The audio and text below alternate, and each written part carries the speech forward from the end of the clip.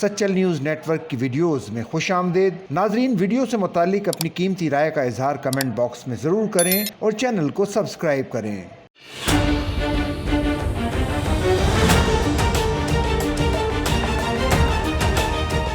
New Zealand کے خلاف series کے دوسرے ون ڈے کے لیے پاکستانی اسکواڈ نیپیئر سے ہیملٹن پہنچ گیا۔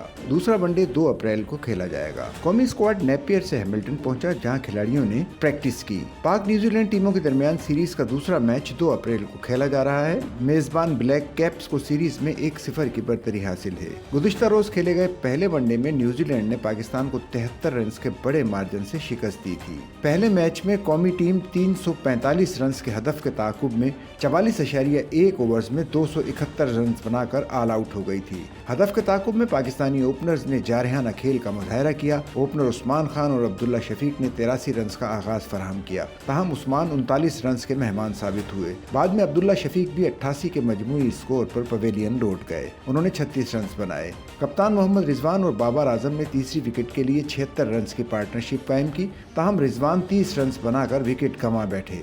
دیگر کھلاڑیوں میں طیب طاہر، حارث رؤف اور عاکف جاوید نے 1-1 رنز بنائے، جبکہ عرفان خان نیازی اور نسیم شاہ 0 پر پویلین کو لوٹ گئے۔ بابر اعظم نے سب سے زیادہ 78 رنز بنائے، جبکہ سلمان آغا 58 رنز کی مزاحمتی اننگز کھیل سکے۔ نیوزی لینڈ کی جانب سے نیتھن اسمتھ نے 4، جیکب ڈفی نے 2، جبکہ مائیکل بریسویل اور محمد عباس نے 1-1 وکٹ حاصل کی۔